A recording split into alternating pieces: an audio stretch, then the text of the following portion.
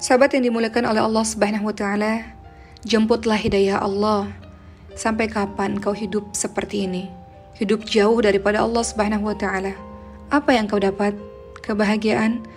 Jujurlah pada dirimu sendiri. Apakah kebahagiaan yang betul-betul bahagia atau kebahagiaan yang semu? Maka berubahlah. Jemputlah hidayah. Dan seseorang bisa berubah sebenarnya, bisa lebih dekat kepada Allah karena 4 hal. Pertama, karena dia memang belajar dan menuntut ilmu. Kedua, karena ada kisah sedih dalam hidupnya. Ketiga, justru karena ada kisah bahagia dalam hidupnya. Dan keempat, karena pergaulan. Mari kita bahas satu persatu mengenai hal ini. Seseorang bisa berubah pertama karena menuntut ilmu. Kita lihat dalam kisahnya Salman Al-Farisi radhiyallahu anhu. Siapakah Salman Al-Farisi, sahabat sekalian? Salman Al-Farisi dahulunya adalah seorang majusi penyembah api. Ayahnya sendiri adalah tokoh masyarakat di Isfahan, Persia. Salman Al-Farisi begitu bersemangat untuk mencari ilmu, mencari kebenaran. Ia pun bertanya pada gerejawan dan bertanya, dari mana asal-usul agama ini? Lalu para gerejawan itu pun menjawab, dari Syam. Kalau kita membahas Syam, berarti kawasan sekarang adalah Suriah, Palestina, dan Jordania. Lalu pergilah Salman Al-Farisi berkelana ke berbagai macam tempat. Beliau pergi ke Syam, beliau pergi ke Irak, Aljazair, hingga ke Amuria, sebuah kota di Romawi.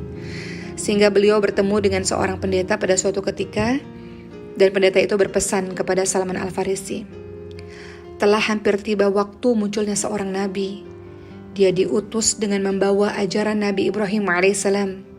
Nabi itu akan keluar diusir dari satu tempat di Arab, kemudian berhijrah menuju ke daerah lainnya. Ciri-cirinya, Nabi tersebut menerima hadiah, tapi tidak mau menerima sedekah.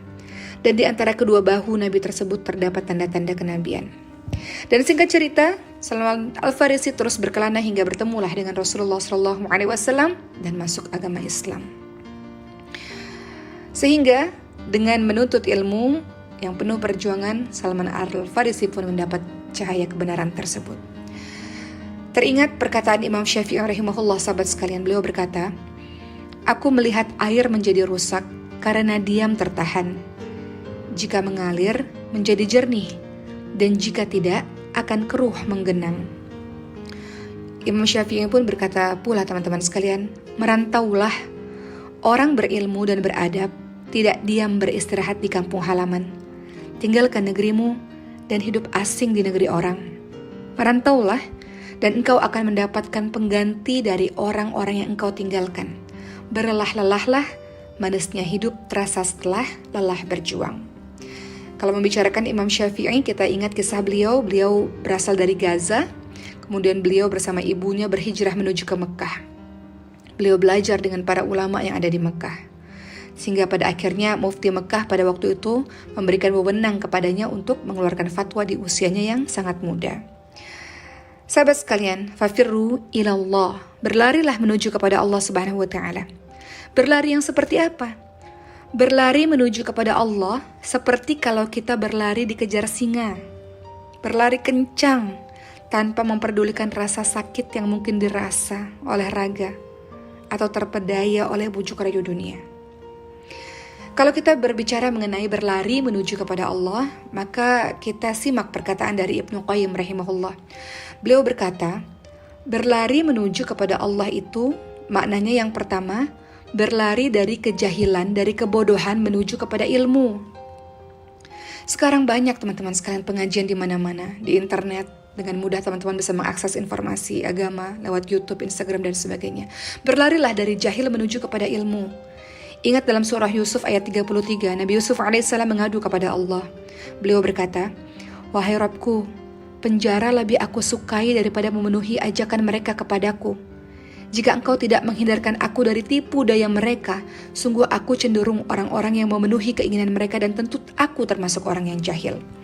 Kita ingat kisahnya Nabi Yusuf alaihissalam. Beliau sangat dicintai oleh seorang wanita yang bernama Zulaikha, dan kemudian Zulaikha menggodanya. Kemudian tersiar kabar bahwa Zulaikha menggoda Nabi Yusuf alaihissalam, dan Zulaikha tidak terima dengan tersiarnya berita itu. Sampai kemudian Zulaikha memanggil seluruh wanita-wanita Mesir untuk memandang Nabi Yusuf alaihissalam, dan semua wanita Mesir itu pun jatuh cinta kepada Nabi Yusuf alaihissalam. Dan kemudian sampai mereka memotong tangan mereka sendiri dengan pisau Padahal pisau itu disediakan untuk memotong buah karena ketampanan Nabi Yusuf alaihissalam. Karena malu yang sangat luar biasa, Zulaikha ini akhirnya ingin menjebloskan Nabi Yusuf alaihissalam menuju ke penjara. Malu karena sudah tersiar kabar bahwa Zulaikha jatuh cinta kepada Nabi Yusuf alaihissalam. Dan Nabi Yusuf alaihissalam lebih memilih untuk menuju ke penjara daripada harus mengikuti ajakan orang-orang seperti itu. Jadi kita kembali lagi sahabat sekalian, bahwa berlari menuju kepada Allah adalah dari kejahilan, dari kebodohan menuju kepada ilmu, menuju kepada Tuhan kita dengan jalan ilmu. Dan kita gak mau termasuk orang-orang yang jahil, sebagaimana Nabi Yusuf alaihissalam berdoa, gak mau termasuk menjadi orang-orang yang jahil. Yang kedua, berlari menuju kepada Allah maknanya, menurut Ibnu Qayyim rahimahullah, berlari dari kemalasan menuju semangat. Dalam surah Al-Baqarah ayat ke-63 Allah Subhanahu wa taala berfirman, A'udzu billahi minasyaitonir rajim. Khudhu ma atainakum biquwwatin wadhkuru ma fihi la'allakum tattaqun.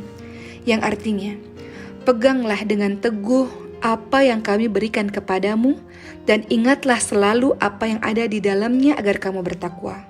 Al-Baqarah 63. Jadi berlari dari malas menuju semangat.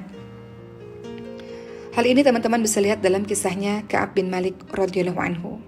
Pada saat itu beliau malas-malasan untuk berperang di jalan Allah Subhanahu wa taala. Beliau tidak ikut para sahabat lain berperang menuju kepada Allah Subhanahu wa taala.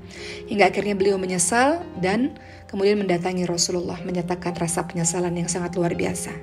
Jadi dari malas berlarilah menuju kepada semangat. Berlari menuju kepada Allah maknanya juga adalah dari dada yang sesak menuju kepada dada yang lapang. Dalam surah At-Talaq ayat 2-3, Allah Subhanahu wa taala berfirman, "Wa may yattaqillaha yaj'al lahu makhraja wa yarzuqhu min haitsu la yahtasib, wa may yatawakkal 'ala Allah fa huwa hasbuh." Yang artinya, barang siapa yang bertakwa kepada Allah, niscaya Allah akan mengadakan jalan keluar dari semua persoalan baginya dan memberikan rizki dari arah yang tidak disangka-sangka. Barang siapa yang bertawakal kepada Allah, niscaya Allah akan mencukupkan semua keperluannya. Dan dalam sebuah hadis qudsi yang diriwayatkan oleh Imam Muslim, sahabat sekalian, di situ terlihat bahwa Allah Subhanahu wa taala berfirman, "Aku ada pada prasangka hambaku kepadaku, maka aku bersamanya jika dia berdoa kepadaku."